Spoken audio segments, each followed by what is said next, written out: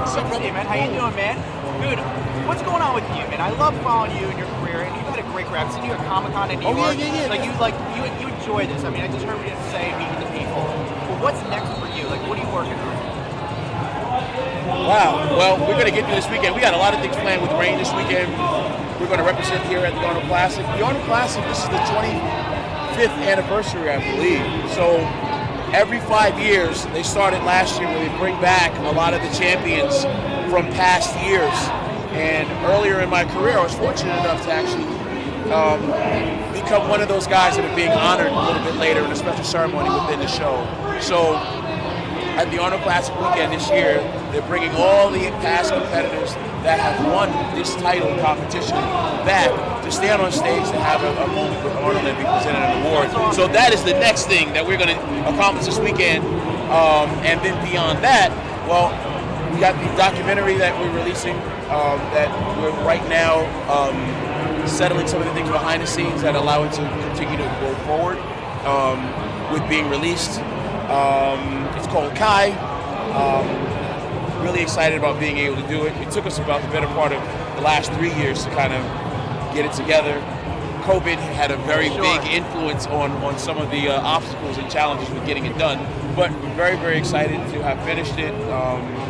We've got some really great reviews in the process of continuing to promote that. And I'm very, very excited about continuing to see that forward. Its promotion and advertising. You've aged great. You still look like you can compete, you know? But when you were competing at the prime, what was your breakfast like? What was it like? How much protein were you eating a day?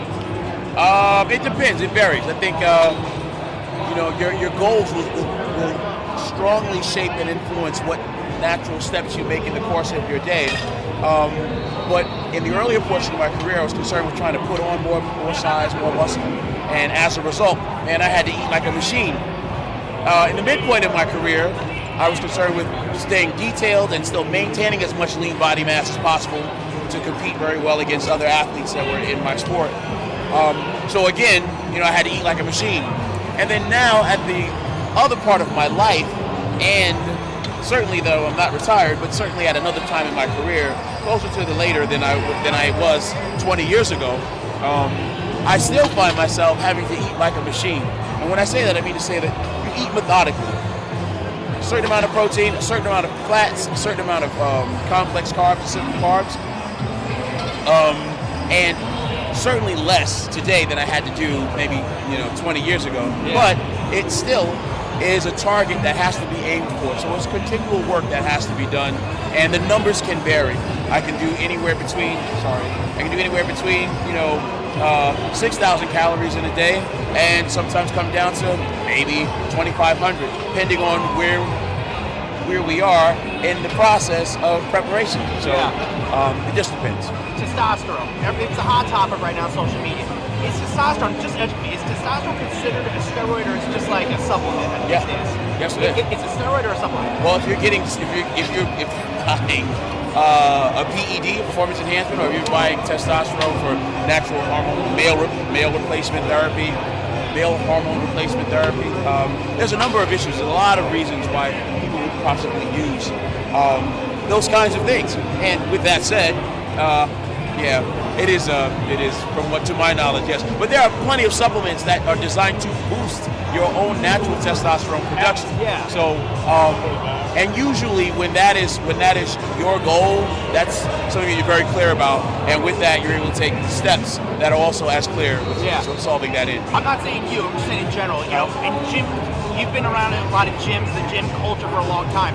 How does someone know if they're getting the right testosterone or steroid, and it's become more common. It's not a judgmental thing because it's just people use it. So how do you know if you're getting good stuff? Well, you know what? One of the things that's really interesting to me is a lot of times when you're being interviewed as a person of note, and there's a lot of people that are tuning in, and not everybody that's tuning in is actually the appropriate profile to get all these intricate questions answered and the ins and outs revealed. So what I will say is that, one, being responsible to the use of my platform, that I believe in unenhanced athletic performance performance. I believe there's a lot of children, there's a lot of people that are getting involved in the sport newly, and any number of different sports where, you know, their physical capability is being challenged and measured, and with that, you know what, it's important to be able to find out what you can do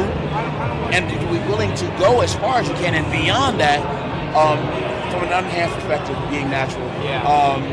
I competed for, you know, more than 15 years as an unenhanced natural athlete. I'm very, very, very proud of that. And all the athletes that are should, you know, cry loud and spare not. With that said, though, if there was someone that was thinking about, hey man, I have asthma and I need to take some kind of testosterone, or what I would say is, hey man, there's a physician for that. And if you have questions like that, you need to go to your physician who is a certified authority in that and would be able to help you greatly. Last question. Yes, sir. We see a lot of celebrities. Obviously, they're prepared for movie roles. They look great. They look big.